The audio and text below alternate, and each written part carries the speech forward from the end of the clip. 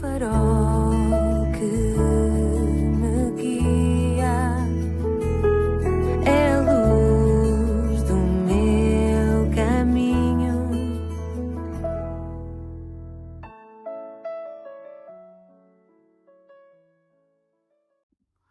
Bem-vindo à 258ª edição do programa Pedindo Luz. O tema hoje é o fim do mundo.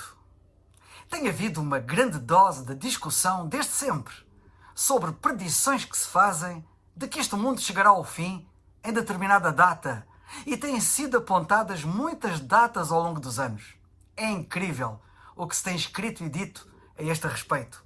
Bem, o facto de todas as predições até agora terem-se desfeito nas praias da desilusão já poderia ser em si um argumento forte para as pessoas não se iludirem quanto ao que ainda irão ouvir a este respeito, e provavelmente ainda ouvirão. Vais ver que a saga vai continuar, pois, para não variar, as pessoas não aprendem apesar da clareza das lições a que têm sido sujeitas.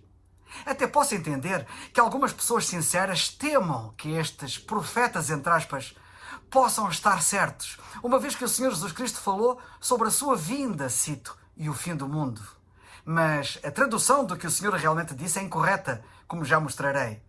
Estes profetas, entre aspas, contudo, estão mesmo errados. Não apenas os que sussurraram com os seus equívocos no passado, como aqueles que eventualmente venham a surgir no futuro com discursos semelhantes. As datas anunciadas no passado nunca verão o fim do mundo, assim como as eventuais datas que venham a surgir no futuro, pois, de facto, de acordo com a Bíblia, o mundo ou terra nunca terá um fim. A palavra grega que foi traduzida por mundo, que o Senhor Jesus Cristo utilizou quando falou do fim do mundo, não quer dizer realmente mundo ou terra, ou mesmo as pessoas que nela habitam. Ele usou a palavra grega aion, que quer dizer século ou era. O que o Senhor Jesus Cristo então realmente falou foi sobre o fim do século, ou o fim da era. A Bíblia revela que há vários séculos que já chegaram ao fim, e revela ainda que outros ao fim chegarão. Não te vou falar agora aqui em detalhe do chamado presente século mau, que terá um fim, e do chamado século futuro, que se seguirá a este e que um fim também terá. Também não te falarei do século dos séculos, o único que não terá fim, pois fundir-se-á na eternidade. Sabe que, independentemente das armas destrutivas que o homem possa fabricar, e já fabricou muitas, a terra nunca será destruída, o mundo nunca terá um fim. Só fala em fim do mundo quem não conhece a Bíblia. Deus diz na sua palavra, passo a citar, Deus lançou os fundamentos da terra para que não vacile em tempo algum. É o que lemos no Salmo 104, versículo 5. E em Eclesiastes 1,4 Deus diz na Bíblia, uma geração vai e outra geração vem, mas a terra para sempre permanece. Mas poderás perguntar tu, Apocalipse 21:1 não diz que no futuro vai haver um novo céu e uma nova terra? Sim, é verdade. Mas o contexto indica claramente que isso refere-se à futura renovação do presente céu e da presente terra. Não se refere à criação de um céu e terra diferentes. O versículo 5 diz, e o que estava assentado sobre o trono disse, eis que faço novas todas as coisas. Nota, ele não disse, eis que faço todas as coisas novas, ou eu faço tudo novo, mas eis que faço novas todas as coisas. Há uma diferença, fazer tudo novo ou tornar tudo novo. De facto, ele irá renovar as coisas existentes. A terra, então, com a renovação será gloriosa, mas será a mesma terra. A terra não terá fim. Será como os corpos dos crentes ressurretos de que a Bíblia fala? Serão os mesmos corpos, mas gloriosos, pois a Bíblia diz que serão como o corpo do Senhor Jesus Cristo ressurreto, que ao ressuscitar era o mesmo corpo, mas glorioso. Sabes o que Jó disse?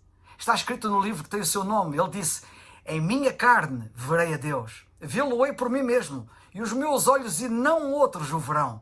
Jó 19, 26, 27.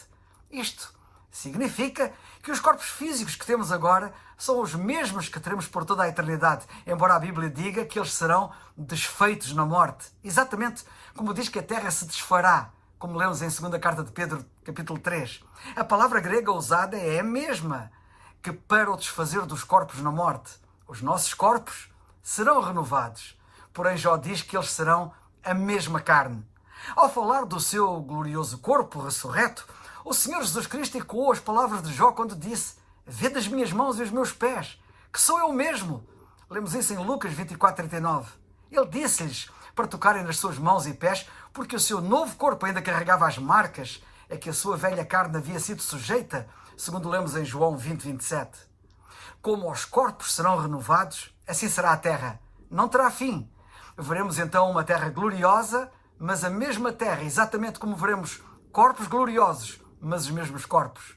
Não deve-se estar preocupado com o fim do mundo, que não existe, mas antes com o fim deste presente século mau em que nós vivemos, chamado a dispensação da graça de Deus, e que vai deixar de existir, vai ter um fim. Quando este presente século mau, esta dispensação da graça de Deus, chegar ao fim, e pode chegar ao fim hoje, pois não tem data marcada, ao fim chegará a graça que neste instante ainda jorra para todos os que ainda estão perdidos e, portanto, ainda te pode salvar. Cada minuto que Deus protela é um minuto de graça maravilhosa em que os homens podem ser salvos pela graça por meio da fé em Cristo, que morreu pelos seus pecados na cruz. É por isso que Paulo nos incita. E nós, cooperando também com Ele, ou seja, com Cristo, vos exortamos a que não recebais a graça de Deus em vão. Eis aqui agora o tempo aceitável. Eis aqui agora o dia da salvação. Segundo aos Coríntios 6, 1 e 2. Amanhã pode ser tarde, muito tarde. Portanto, como diz a Bíblia, crê no Senhor Jesus Cristo e serás salvo. Atos 16, 31. É o farol que